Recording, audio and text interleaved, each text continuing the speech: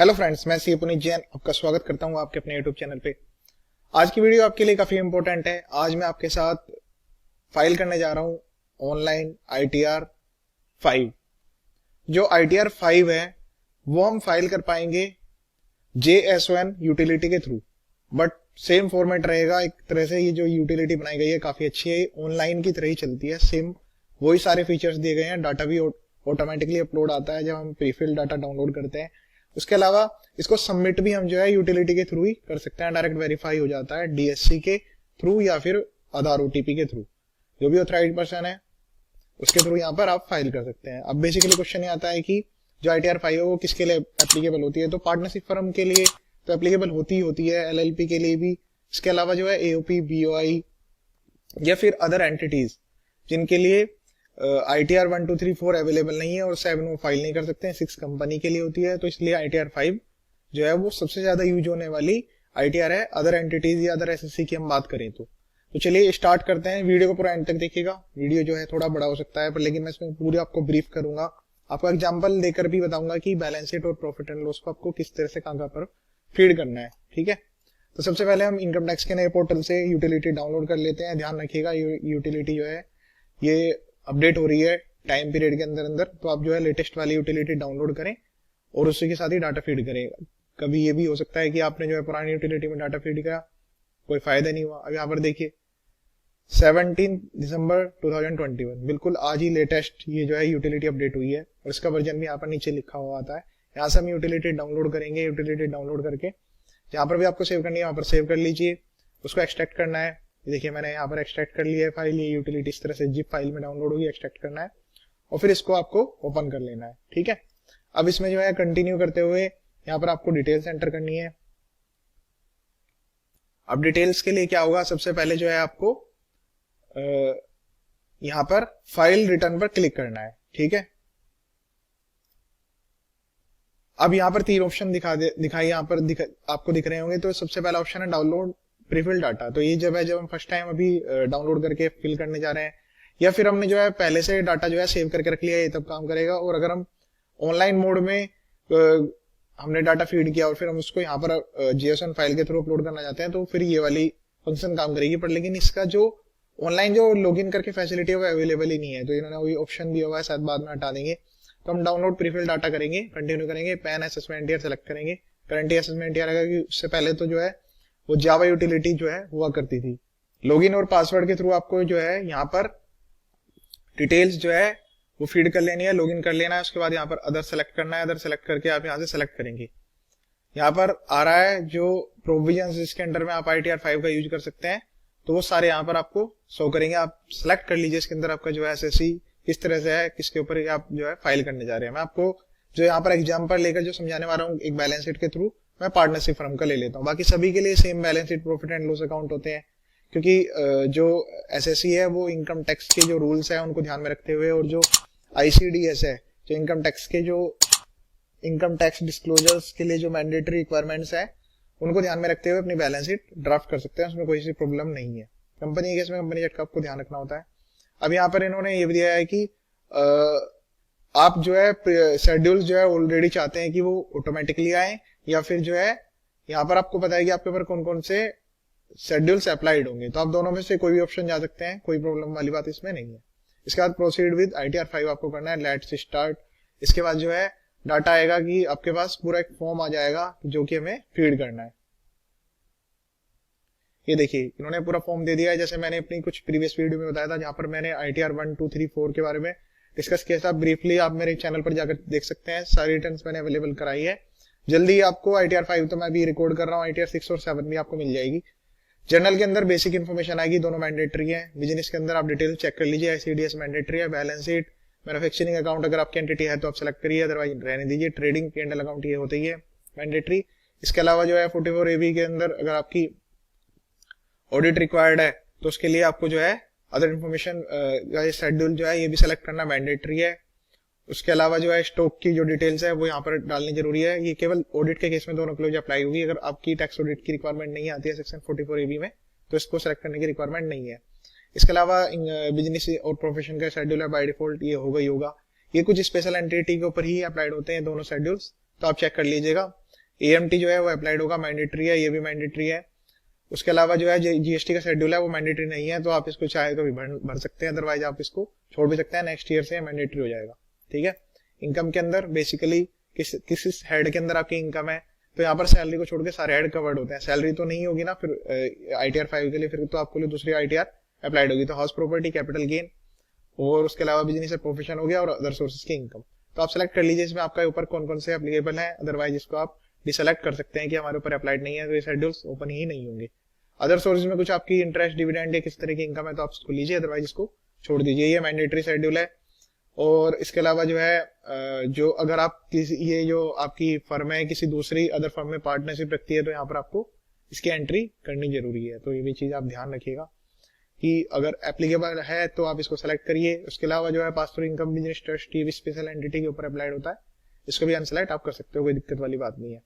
तो हमारे केस में जो है हम केवल बिजनेस और प्रोफेशन की डिटेल्स यहाँ पर डिस्कस करेंगे, क्योंकि कैपिटल गेन की इनकम कैसे एंटर करनी है, अदर सोर्सेज किस तरह से एंटर करना है, उस प्रॉपर्टी इनकम कैसे दिखाना है, वो ऑलरेडी मैंने जो है अपने चैनल पर बताए हुए हैं, आप जाकर चेक कर सकते हैं। डेप्रिसिएशन का शेड्यूल, अगर आपकी बैलेंस शीट में आपके पास एसेट्स हैं, आप उस पर डेप्रिसिएशन क्लेम कर रहे हैं, तो ये मैंडेटरी है, ध्यान रखिएगा। ये जो है फाइल करना मैंडेटरी है। अगर आप इसको फाइल नहीं करेंगे, ध्यान से सुनिएगा, अगर आप इसको फाइल नहीं करेंगे तो आपका जो है एज पर इनकम टैक्स जो आपको डेप्रिसिएशन अलाउड होता है वो अलाउड नहीं होगा, और वो आपकी इनकम में एड बैक हो जाएगा, चाहे आप इसको P&L के शेड्यूल में भी फीड कर रहे हो तब भी। ठीक है। डिडक्शन है, डिडक्शन केवल स्पेशल एसएससी को मिलती है, फिर भी आप जो है देख लीजिए TG डोनेशन के रिगार्डिंग, या फिर 10AA के अंदर अपने डिडक्शन क्लेम करनी है, ये स्पेसिफाइड एंटिटीज के लिए होती हैं, तो हमें इसको अनसेलेक्ट कर देते हैं, हमारे ऊपर ये अप्लाइड नहीं है। तो जनरली ये शेड्यूल्स होते हैं, काम कुछ चीजें ऐसी होती हैं जो कि हमारे काम की नहीं है, तो हम इसको अनसेलेक्ट कर सकते हैं, कोई दिक्कत वाली बात इसमें नहीं है। ठीक है। टैक्स कंप्यूटेशन, ये तो सारे मैंडेटरी हैं, ये तो ऑटोमेटिकली आएंगे, टैक्स कंप्यूटेशन के बिना तो आप जो है प्रोसीड ही नहीं कर पाओगे, ये ध्यान रखना। अदर्स में जो है कैरी फॉरवर्ड ऑफ लॉसेस का जो है वो मैंडेटरी है, ये तीनों जो शेड्यूल्स है मैंडेटरी है। कोई एग्जाम्प्ट इनकम अगर आपकी है तो आप इसको टिक कीजिए, अदरवाइज रहने दीजिए। इसके अलावा आउटसाइड इंडिया से जो इनकम आती है, फिर जो टैक्स रिलीफ आप कवर कर रहे हो, डबल DTA के केस में, DDAA के केस में, ये फॉरेन के केस में अप्लाइड होंगी, तो आप चेक कर लीजिए कि फॉरेन से रिलेटेड कोई इनकम है, उस पर आपने टैक्स रिलीफ क्लेम किया है, आपकी कोई एसेट्स है या इनकम जो है, इन तीनों शेड्यूल्स में आपको एंटर करनी है। ठीक है। चलिए स्टार्ट करते हैं। जनरल प्रोविजन के साथ आप जो है इसको कंटिन्यू करेंगे। जो बेसिक डिटेल्स हैं वो टिक कर दिए, जो मैंडेटरी शेड्यूल्स हैं उनको आप हटा नहीं सकते हैं। ठीक है। उसके बाद जो है हमने कंटिन्यू करते जाना है, और फिर आपका जो फॉर्म यहाँ पर ओपन हो जाएगा पूरा का पूरा। ठीक है। ये पूरा फॉर्म आपका ओपन हो गया है। अभी इसमें क्या है, यूटिलिटी में थोड़ा टाइम लग रहा है, तो आप ध्यान रखिएगा आपका जो नेट कनेक्शन हो वो स्ट्रोंग हो। ये जो यूटिलिटी है ये लाइव चलती है, लाइव डाटा इसमें अपडेट होता है, पर ऐसा नहीं है कि इंटरनेट जो है, इंटरनेट के बिना ये रन नहीं करती है। इंटरनेट जो है यूटिलिटी ऑनलाइन रहेगी तो डाटा में आपको हेल्प होगी, कुछ अगर मिस्टेक कर रहे होंगे तो वो भी ऑटोमेटिकली यहाँ पर आपको रिफ्लेक्ट करेगा। पर्सनल इन्फॉर्मेशन है, ये तो आप अपने अकॉर्डिंग फाइल कर लेंगे, कॉन्टैक्ट डिटेल से भी आप अपडेट कर लेंगे। इसमें आप चेक कर लीजिए कि आपकी जो है फर्म है, लोकल अथॉरिटी, OPBOI या आर्टिफिशियल जुडिशियल पर्सन है, इनमें से कौन सी आपकी एंटिटी है। मैंने फर्म सेलेक्ट किया है, इसमें ये बताया कि पार्टनरशिप फर्म है या LLP है, तो दोनों में से जो भी आपके ऊपर अप्लाइड होता है वो आप यहाँ पर ले सकते हैं। ठीक है। अब इसके बाद जो है फाइलिंग स्टेटस, ये इंपॉर्टेंट पॉइंट है कि हम जो है किस तरह से फाइल करना चाह रहे हैं। हमारी जो रिटर्न है वो एक्चुअल ओरिजिनल रिटर्न है, या फिर हम रिवाइज रिटर्न का फाइल करना चाहते हैं, बिलेटेड रिटर्न है, अलग अलग प्रोविजंस दिए गए, आप अपने अकॉर्डिंग देख लीजिए आप किस में कवर्ड हो रहे हैं, उसके हिसाब से जो है आप इसको फाइल करेंगे। ठीक है। तो मैं अगर मेरी फर्स्ट टाइम रिटर्न में फाइल कर रहा हूँ नोट बिफोर डेट, तो मैं इसमें ये चीज सेलेक्ट करूंगा। जब रिवाइज या अदर ऑप्शन लेंगे तो यहाँ पर ओरिजिनल की डेट आपको देनी होगी। ठीक है। ये चीज आप चेक कर लीजिएगा, आपके ऊपर अप्लाइड होती है तो इसकी अदरवाइज नो कर दीजिए इनको। ये सारी चीजें जो है जनरली अप्लाइड नहीं होती, फिर भी अगर आपके पास लाइसेंस है, आपने रजिस्ट्रेशन कराया हुआ है, तो आप इसको अपने अकॉर्डिंग सेलेक्ट कर लीजिए।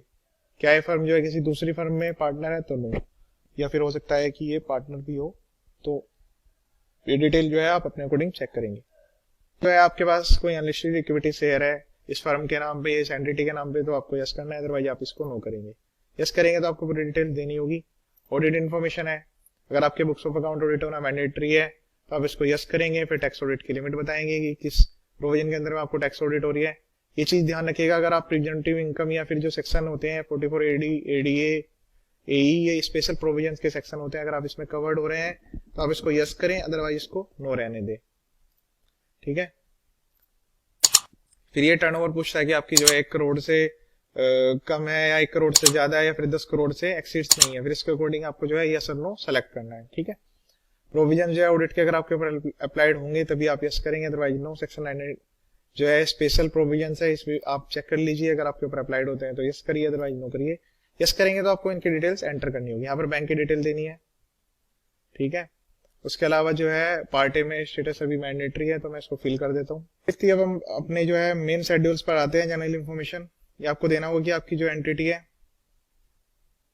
वो उसमें कोई पार्टनर्स में कुछ चेंज हुआ है या फिर एओपीबीआई के जो मेंबर्स हैं उनमें कोई चेंज हुआ है तो यस और नो अपने अकॉर्डिंग आप यहाँ पर सेलेक्ट करेंगे। ठीक है, यहाँ पर जो है आपको जो है डिटेल्स ऐड करनी होगी, जो भी पर्सन है आपके मेंबर्स पार्टनर्स उन सभी की यहाँ पर डिटेल्स आपको एंटर करनी है, उनके नाम एड्रेस पैन नंबर ये सारी चीजें आपको एंटर करनी है। ध्यान दीजिएगा, एक जिसके थ्रू जो आपके ऑथराइज पर्सन है जिसके थ्रू आप ये रिटर्न वेरीफाई करेंगे उनका यहाँ पर डालना मैंडेटरी है, तो उनका तो एंटर करना रहेगा। अदरवाइज बाकी को आप जो है स्किप भी कर सकते हो, कोई ऐसी मैंडेटरी रिक्वायरमेंट नहीं है। डाटा को सेव करिए। इसके बाद नेचर ऑफ बिजनेस, ये मैंडेटरी है कि आपका जो नेचर ऑफ बिजनेस है वो किस तरह का है। अभी कोई भी सेलेक्ट कर लेता हूँ, ट्रेड नेम जो है अगर कोई है तो डाल दीजिए, वरना ये मैंडेटरी नहीं है। और nature of business at least select करना आपको जो है मैंडेटरी है। ट्रेड नेम में आप जो है फर्म का नाम ही एंटर करिए। अगर आपका जो है ट्रेड नेम कुछ अलग से नहीं है तो कोई ऐसा नहीं है कि ट्रेड नेम लेना जरूरी है, ट्रेड नेम मैंडेटरी, ऐसा कुछ भी नहीं है इसमें। ठीक है, ये भी डाटा हमारा कंफर्म हो गया। अब आ गया हमारा बैलेंस शीट का। तो बैलेंस शीट में सिंपल शेड्यूल है, एक तरफ सोर्स ऑफ फंड है, दूसरा एप्लीकेशन ऑफ फंड है। एसेट एंड लायबिलिटी यहाँ पर बात करता है। सबसे पहले हम जो है यहाँ पर अपनी जो है लायबिलिटीज फर्म की एंटर करेंगे। तो मैंने पार्टनरशिप फर्म सेलेक्ट करा है तो इसलिए इस तरह से आ रहा है, या फिर मेंबर में केस में मेंबर आएगा। ठीक है, अब मैं आपको एक एग्जांपल देके बताता हूँ किस तरह से बैलेंस शीट हम क्रिएट करेंगे। तो ये बैलेंस शीट का ऐसा कोई जनरली फॉर्मेट नहीं है, इनकम टैक्स डिपार्टमेंट की तरफ से आप अपने अकॉर्डिंग बना सकते हैं किसी भी तरह से।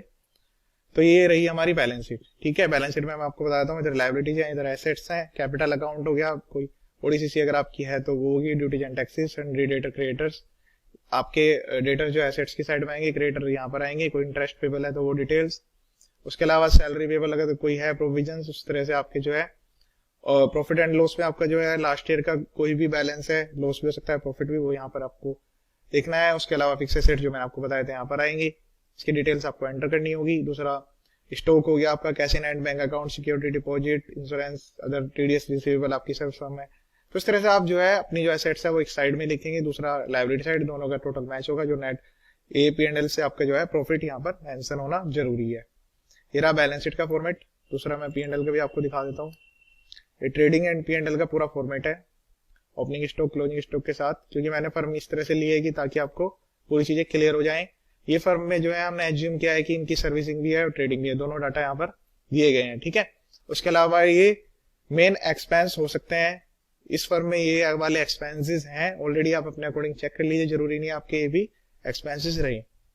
इस तरह के एक्सपेंसेस है जो कि आपको एंटर करने हैं 1 बाय 1। ये मैंने एक फॉर्मेट लिया है, कोई जरूरी नहीं है कि आपके एक्सपेंसेस यही हो, आपके एक्सपेंसेस से ज्यादा भी हो सकते हैं, कम भी हो सकते हैं, कुछ अदर्स भी हो सकते हैं, जरूरी नहीं है यही आपके एक्सपेंसेस रहे। ठीक है, चलिए अब चलते हैं अपने नेक्स्ट स्टेप की तरफ,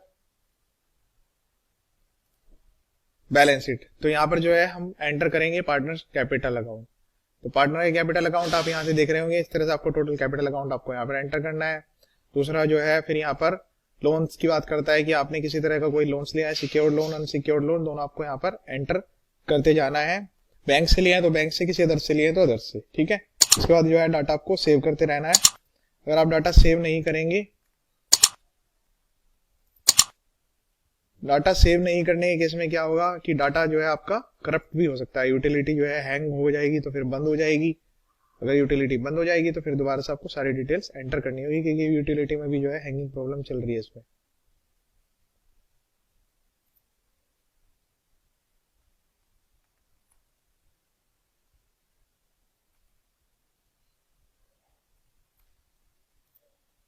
ठीक है, इस तरह से आपको ये जो है डाटा सेव करना है।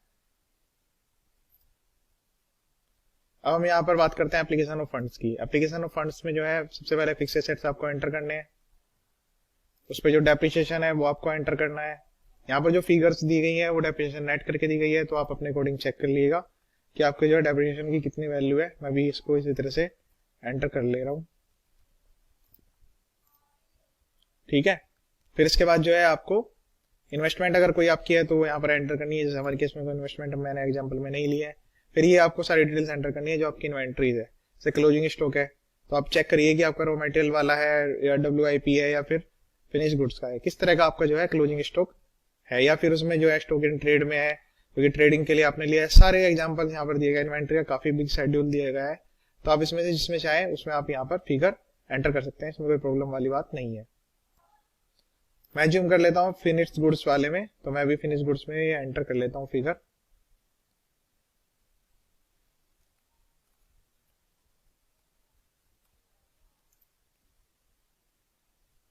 ठीक है। उसके अलावा जो सन्डे डेटर्स यहाँ पर आपको लेने हैं 1 साल या उससे ज्यादा के हैं तो यहाँ पर, अदरवाइज यहाँ पर।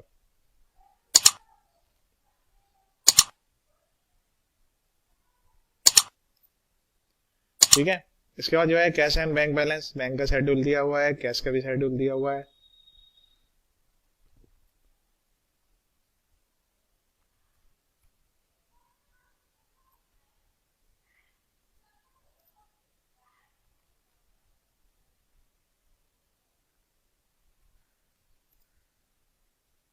ठीक है। इसके अलावा सिक्योरिटी डिपॉजिट अदर एसेट्स में आएंगी, ये सारी डिटेल्स यहाँ पर दी है। अदर करंट एसेट्स में आप इनको डाल सकते हैं टोटल करके, इसमें कोई प्रॉब्लम वाली बात नहीं है।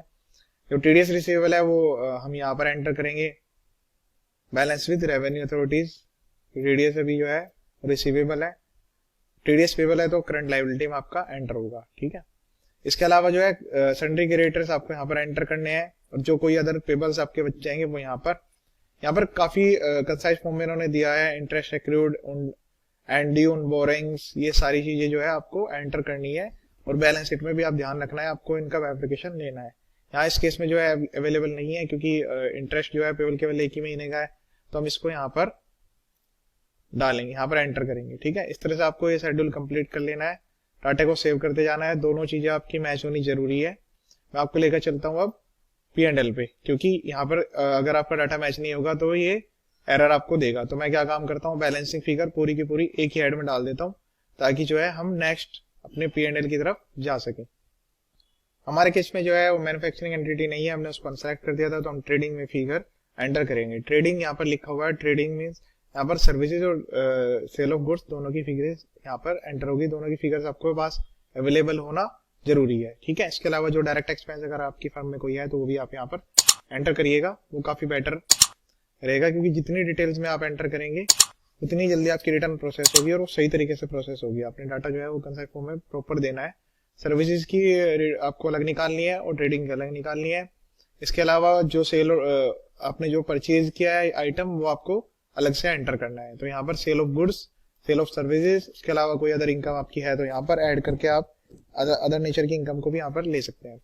अगर आप प्रोफेशनल है, प्रोफेशनल इनकम आपको दिखानी है तो फिर प्रोफेशनल के लिए आपको यहाँ पर शो करना जरूरी है। प्रोफेशनल केस में जो है आपको यहाँ पर फिगर्स एंटर करनी होगी। ये बिजनेस के केस में है, ये प्रोफेशनल केस में है। ठीक है। इसके अलावा कोई ड्यूटीज एंड टैक्सेस है, वो सारी चीजें आपको यहाँ पर लेनी है जो कि एड बैक होती है, फिर दोबारा से हम इसको लेस करते हैं। ठीक है। यहाँ पर आप वैल्यू डालकर एंटर करेंगे। एग्जाम्पल के लिए हम यहाँ पर जो है सेल ऑफ गुड्स में भी ले लेते हैं।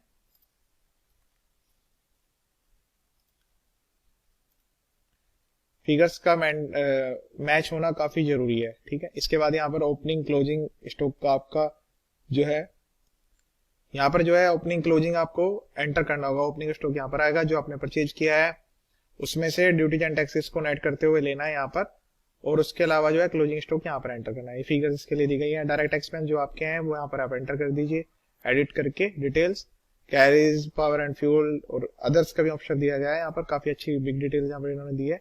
ड्यूटीज एंड टैक्सेस जो भी आपने पे किए हैं, ड्यूटीज एंड टैक्सेस पेड और पेबल, वो सब यहाँ पर आपको एंटर करना है। उसके बाद कंफर्म कर देना है। नेक्स्ट में हमारा जो आएगा वो P&L का पूरा शेड्यूल आएगा। इनकम हमने डाल दी है, अब हम यहाँ पर एक्सपेंडिचर एंटर करेंगे। ठीक है। ये P&L का शेड्यूल है, इसमें आपको एंटर करना है एक्सपेंस। ठीक है। मैं भी एग्जांपल के लिए यहाँ पर आपको बताने के लिए कुछ ही एक्सपेंस एंटर करूंगा ताकि फिगर्स आपको समझ आए और ज्यादा आपको टाइम ना लगे। ठीक है। इंटरेस्ट के लिए सेपरेट सेक्शन दिया गया है, तो इंटरेस्ट आपका यहाँ पर एंटर होगा। डेप्रिसिएशन के लिए अलग से दिएगा, यहाँ पर एंटर होगा, पर इसके लिए आपको डेप्रिसिएशन शेड्यूल फिल करना होगा, अदरवाइज यहाँ पर आपको अलाउड नहीं किया जाएगा। उसके अलावा जो प्रोविजन है करंट टैक्स के, डेफर्ड टैक्स के, वो सब चीज यहाँ पर एंटर करनी है। कोई आपका जो है बैलेंस आ रहा है ब्रॉट फॉरवर्ड, वो यहाँ पर आपको लेना है। एप्रोप्रिएशन के थ्रू आपने जो है कुछ अमाउंट ट्रांसफर किया है तो वो यहाँ पर आना है, और जो ट्रांसफर टू रिजर्व सरप्लस है ये मेन वैल्यू वही होनी चाहिए जो आपने बैलेंस शीट में ट्रांसफर किया है। ठीक है, ये जो नीचे वाले प्रोविजन है प्रीएम्प्टिव के केस में अप्लाइड होते हैं। हमने वहां पर देखा कि हमने प्रीएम्प्टिव सेलेक्ट नहीं किया है, हम प्रीएम्प्टिव इनकम के अंदर फाइल नहीं कर रहे हैं, तो ये हमारे लिए अप्लाइड नहीं होगा। No books of account cases में केवल 4 फिगर आपको एंटर करनी होती है, तो ये नो बुक्स ऑफ अकाउंट वाला भी केस हमारे ऊपर अप्लाइड नहीं है। सेक्शन 44 AA के AA के अकॉर्डिंग आपको चेक करना है कि आपको बुक्स अकाउंट मेंटेन करने की रिक्वायरमेंट है या नहीं है, तो वो चीज कंफर्म कर लीजिएगा। वैसे जनरली केस में जो है उसमें टर्नओवर की जो लिमिट ऑफ प्रॉफिट की लिमिट जो है वो काफी लोअर दी गई है, तो आपके केस में अप्लाइड हो गई है अगर आप जो है ITR 5 फाइल करने जा रहे हैं। अदरवाइज तो आप नो बुक्स ऑफ अकाउंट के केस में भी जा सकते हैं और अपनी रिटर्न को फाइल कर सकते हैं, इसमें कोई दिक्कत वाली बात नहीं है। ठीक है, अब यहाँ पर जो अदर एक्सपेंस है वो कहाँ डालने हैं, मैंने आपको इंटरेस्ट बता दिया, डेप्रिसिएशन बता दिया और प्रोविजंस बता दिए। ठीक है, ये हेड आपको यहाँ पर मिलेगा debits to profit and loss account. इसमें डिटेल में क्लिक करेंगे तो पूरे आ जाएंगे नंबर से, आपको सारी डिटेल सारे खर्चे यहाँ पर दिए गए हैं। हमें अपनी जो हमने प्रॉफिट एंड लॉस अकाउंट बनाया उसमें से एक एक खर्चा चेक करना है, कौन सी डिटेल्स इसके अंदर एंटर करनी है, इंश्योरेंस, सैलरी, अकाउंटिंग चार्जेस। ठीक है, तो जो हेड्स यहाँ पर दिए गए हैं ऑलरेडी वो तो आप इनके अंदर एंटर करेंगे, ध्यान से आप रीड करिएगा। पॉइंट नंबर वाइज सारे एक्सपेंस मोर और लेस सारे एक्सपेंस कवर किए गए हैं। सैलरी के इसमें ब्रॉड शेड्यूल दिया गया है, तो यहाँ पर भी पूरा कवरेज इन्होंने दिया है। इसको आप यस और नो ध्यान से सिलेक्ट करिएगा। अगर आपने कोई कंपनसेशन पे किया है नॉन रेजिडेंट को तो यस, इसके अलावा आपके इसको एक शेड्यूल और फाइल करना पड़ेगा, जनरली केस में नो रहता है, तो इसको आप जो है ध्यान से नो करके सेव करिए, अदरवाइज ये आपको नेक्स्ट विंडो पे नहीं जाने देगा। ठीक है, कमीशन की इनकम स्पेशली यहाँ पर स्पेसिफाइड होती है, प्रोफेशनल की इनकम अलग से दिखानी होती है, तो वो भी आपको चेक करनी है। ठीक है, इसके 2 पेज यहाँ पर दिए गए, रॉयल्टी के प्रोफेशनल फीस यहाँ पर एंटर करना है। 31 32 का अलग अलग दिखा दिया इन्होंने। फिर 33 में जर्नल प्रोविजंस को लेते हुए सारे एक्सपेंडिचर की लिस्ट दी है, जो भी आपके ऊपर अप्लाइड हो रहा है वो यहाँ पर आप लिख दें। इसके बाद ऑडिट फीस, सैलरी और रिम्यूनरेशन टू पार्टनर वो यहाँ पर आपको एंटर करना है। फिर भी इसके अलावा जो यहाँ पर मेंशन दिए गए हैं उसके अलावा आपको कोई एक्सपेंस बच जाता है, जैसे ये एग्जांपल के लिए प्रिंटिंग, स्टेशनरी, बेंच चार्जेस, या उसके अलावा जो है कोरियर चार्जेस हो गए, और कौन से हो गए, उसके अलावा मेंटेनेंस एक्सपेंस हो गए जिनका उन्होंने हेड नहीं दिया है, वेब डिजाइन एक्सपेंस हो गया जिनका उन्होंने हेड नहीं दिया है, तो उस तरह का एक्सपेंस यहाँ पर आप एंटर कर लीजिए और उस डाटा को सेव कर दीजिए। बैड डेब्ट्स अगर आपका कोई है तो पैन नंबर डालना मैंडेटरी, आधार के मैंडेटरी रिक्वायरमेंट नहीं है, अमाउंट दीजिए। बैड डेब्ट्स जो भी आपने यहाँ पर 1 लाख रुपए से ज्यादा के बैड डेब्ट्स हैं उनकी वैल्यू आप यहाँ पर एंटर करिए और डाटा को सेव कर दीजिए। ठीक है, तो यह रहा आपका पूरा प्रोविजन के साथ साथ पूरा का पूरा शेड्यूल। मैंने आपको बता दिया कि आपको किस तरह से ये शेड्यूल फिल करना है। ठीक है, इसके बाद डाटा को कंफर्म कर लेना है, ये आपका शेड्यूल फिल हो गया। अब यहाँ पर हमें चेक कर लेना है जो हमने डिटेल्स एंटर की है वो करेक्ट हुई है नहीं हुई, एक बार क्रॉस कंफर्म करना है।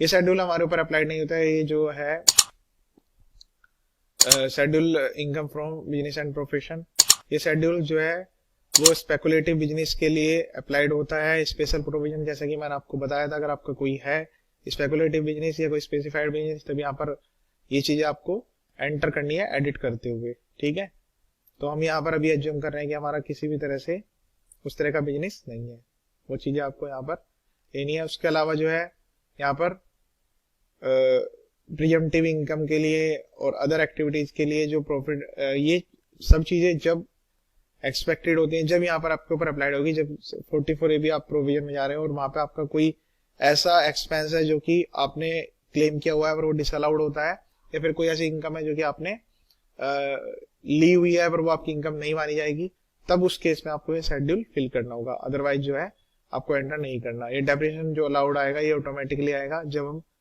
शेड्यूल फिल करेंगे। ठीक है, तो ये मैंने कंटिन्यू कर दिया क्योंकि मेरे केस में अप्लाइड नहीं हो रहा है, स्पेसिफाइड बिजनेस भी कुछ नहीं है।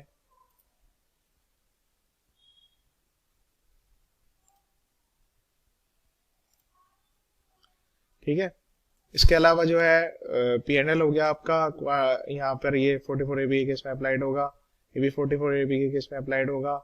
हाँ, ये वाला प्रोविजन मैंडेटरी है, DPM DO, इसके अंदर आप जो है डेप्रिसिएशन की डिटेल्स एंटर करेंगे। यहाँ पर आपको बस केवल डेप्रिसिएशन जो है प्लांट एंड मशीनरी से रिलेटेड जो है यहाँ पर आपको एंटर करनी है। ये डेप्रिसिएशन की वैल्यू खुद कैलकुलेट करेगा, आपको यहाँ पर वैल्यू एंटर करनी है जो भी लास्ट WDV थी। एडिशन अगर आपका हुआ है 180 डेज से ज्यादा या कम वो यहाँ पर आपको एंटर करना है, ये ऑटोमेटिकली कैलकुलेट करेगा और जो WDVA दिखाएगा, जितने डेप्रिसिएशन यहाँ पे अलाउड होगा वो आपका मैच होना जरूरी है, अदरवाइज ये आपकी इनकम में एड बैक हो जाएगा ऑटोमेटिकली। ठीक है, प्लांट एंड मशीन से रिलेटेड वहाँ पे दिया हुआ है। लैंड बिल्डिंग उसके लिए यहाँ पर इन्होंने ऑलरेडी दिया हुआ है, लैंड पे किसी तरह का भी डेप्रिसिएशन अलाउड नहीं होता है। और आपकी अगर लैंड है तो उसकी वैल्यू आप यहाँ दीजिए, क्योंकि आपकी जो टोटल एसेट्स जब वो आपने बैलेंस शीट में फिगर एंटर किया है वो यहाँ पर आपके जो है ब्लॉक से मैच होनी जरूरी है, अदरवाइज इसके बाद अगर आप ऐसा नहीं करते हैं तो फिर इसके बाद नोटिस आएगा। तो ये हमारा शेड्यूल फिल हो गया। हाउस प्रॉपर्टी और ये हम चीजें कवर नहीं करेंगे। डेप्रिसिएशन के शेड्यूल की समरी आप यहाँ पर चेक कर लीजिएगा कि जो हमने फिल किया है वो सही है नहीं है। आपका जो अगर करंट ईयर में कोई लॉस है वो यहाँ पर आपको शो करेगा, कोई ब्रॉड फॉरवर्ड लॉसेज आपके पिछले साल के और करंट इनकम से आप एडजस्ट करना चाहते हैं तो डिटेल्स यहाँ पर ऑटोमेटिकली आएंगी। कैरी फॉरवर्ड ऑफ लॉसेस ये देख लीजिए, ये आपको एंटर करना है, मैनुअली आपको एंटर करना होगा कि आपका किस किस साल में कितना कितना लॉस है, तो वो यहाँ पर आपको एक एक करके एंटर करना जरूरी है। ठीक है, तो ये चीजें आपको चेक करनी है और यहाँ पर फिल करनी है एक एक करके। इसके अलावा हम ये वाले प्रोविजंस कवर नहीं करेंगे। कैपिटल गेन्स के लिए अलग से मैंने वीडियो प्रोवाइड की है और डिडक्शंस भी इसमें कुछ नहीं है। जो ICDS है वो मैंडेटरी प्रोविजन है, वो आपको एंटर करना जरूरी है, तो ये भी आप एक बार देख लीजिएगा डिटेल्स में कि आपने इन प्रोविजन के रिगार्डिंग आपकी कितनी कितनी अमाउंट है और आपने किस तरह से उसकी एडजस्टमेंट दिखाई है, अगर कोई एडजस्टमेंट है तो। इसके अलावा चैप्टर 6 से डिडक्शन जो भी आपने अगर क्लेम करनी है तो वो ले लीजिए आप। AMT के प्रोविजंस अप्लाइड होंगे, अल्टरनेट मिनिमम टैक्स, तो वो चीजें ऑटोमेटिकली यहाँ पर आएंगी, आप वैल्यू को चेक करिएगा। इसके अलावा जो है स्पेशल रेट से कोई टैक्स है तो वो यहाँ पर आएगा। कंप्यूटेशन ऑफ इनकम है, आपको यहाँ पर टोटल आपकी कंप्यूटेशन शो होगी कि कितनी कितनी इनकम है, उस पर कितना कितना टैक्स आ रहा है, तो ये चीजें आपको चेक करते जानी है। और इसके अलावा जो है नेट जो भी आपका टैक्स बनेगा ऑटोमेटिकली यहाँ पर कैलकुलेट होगा यूटिलिटी के थ्रू, तो यहाँ पर आपको कंप्यूटेशन भी दिख जाएगी एंड टू एंड कि आपकी जो टैक्स है वो किस तरह से कैलकुलेट हो रहा है। देखिए यहाँ पर ऑटोमेटिकली कैलकुलेट भी कर दिया, उसमें इंटरेस्ट सब लगा के दिखा दिया। 30% से फ्लैट टैक्स लगता है पार्टनरशिप के केस में, तो उसमें इंटरेस्ट जोड़ने के बाद ये आ गया। यहाँ पर दो चीजें आएगी, पे लेटर और पे नाउ। तो पे लेटर करेंगे तो आप इसको बाद में भी पे कर सकते हैं, अभी पे करना चाहते हैं तो अभी पे करके, बिना पे करे अगर आप करते हैं तो आपकी रिटर्न प्रोसेस हो जाएगी, फिर उसके बाद डिमांड निकलेगी तो उसमें आपको इंटरेस्ट के साथ साथ पेनल्टी भी लग सकती है, तो चीज ध्यान रखते हुए आपको करना है। ठीक है, उसके बाद नेक्स्ट जब आप ये डिटेल्स एंटर कर देंगे तो उसके बाद जो है नेक्स्ट डिटेल्स की इंफॉर्मेशन आएगी। कोई TDS TCS आपका अगर कटा हुआ है या आपने पहले से advance tax self assessment tax पे करा हुआ है तो वो यहाँ पर आ जाएगा। इस केस में ऐसा कुछ नहीं है, अदरवाइज ये ऑटो फिल्ड फिगर्स आती है सारी की सारी, और जो नेट पेबल आएगा वो भी उनको लेस करते हुए आएगा। ठीक है, अब यहाँ पर नेट लायबिलिटी के बाद जो है सारी फिगर्स आप कंफर्म कर देंगे। यहाँ पर हम पे लेटर करते हैं इसको, अब यहाँ पर हमारे से कह रहा है कि जी आप पे कर दीजिए, अदरवाइज जो है SSN डिफॉल्ट होंगे, सारी चीजें आएंगी। फिर हमें प्रीव्यू पे क्लिक करना है, जो हमारी यहाँ पर मिस्टेक्स रह गई हैं वो सारी चीजें यहाँ पर बताएगा जब आप इसको वैलिडेट करेंगे। अभी रिटर्न प्रोसीड टू वेरीफाई में कहीं सबमिट नहीं हो रही है, यहाँ पर ध्यान दीजिएगा। यहाँ पर जो है यहाँ पे आपको प्लेस एंटर करना है, नाम और एड्रेस, पैन नंबर वही होना चाहिए जो आपने पार्टनर्स या ऑथराइज पर्सन की डिटेल्स में एंटर किया है। जब तक आप वो नहीं एंटर करेंगे तब तक ये प्रोसीड नहीं कर पाएंगे आप। अब देखिए यहाँ पर जो है इन्होंने एरर दी है कि आपने जो है ट्रेडिंग अकाउंट में फिगर्स एंटर की है बट आपने जो है सिलेक्ट नहीं करा कि आप नेचर ऑफ इनकम क्या है और दूसरा फोन नंबर। दोनों एरर हम जैसे ही ठीक करेंगे उसके बाद हमारी जो है सबमिट के लिए तैयार हो जाएगी। एरर रिमूव होते ही जैसे ही आपको आपकी सारी एरर खत्म हो जाएंगी तो आपको ये मैसेज शो करेगा यहाँ पर वैलिडेशन सक्सेसफुल। उसके बाद जो है प्रोसीड टू वेरिफिकेशन पे क्लिक करना है। लॉगिन से लॉगिन लॉगिन तो ऑलरेडी आपका क्रिएटेड हो गई, लॉगिन पासवर्ड डाल के आपको कंटिन्यू कर लेना है। उसके बाद दो ऑप्शन आएंगे, आधार या फिर DSC, उनके थ्रू आप सबमिट कर सकते हैं। तो मैंने कंप्लीट प्रोसेस बता दिया आपको ITR 5 करने का, पूरा तरीका मैंने आपको बताया है। आप सिंपली जाइए ITR को फाइल कीजिए, फिर भी अगर आपको कोई प्रॉब्लम आती है तो आप मुझे कमेंट लिख सकते हैं, ईमेल पर ईमेल कर सकते हैं, आपकी पूरी हेल्प की जाएगी। इसके अलावा कुछ प्रोविजन जो कि स्पेशल केसेस में अप्लाइड होते हैं वो यहाँ पर हमने कवर नहीं किए हैं। आपको ऐसा लगता है कि आपको उनमें प्रॉब्लम आ रही है तो आप जो है ईमेल पे ईमेल कर सकते हैं, आपको रिप्लाई मिल जाएगा। मेरे चैनल को आप सब्सक्राइब कर लीजिए ताकि आपको इसी तरह से अपडेट्स मिलती रहे। वीडियो देखने के लिए थैंक यू सो मच।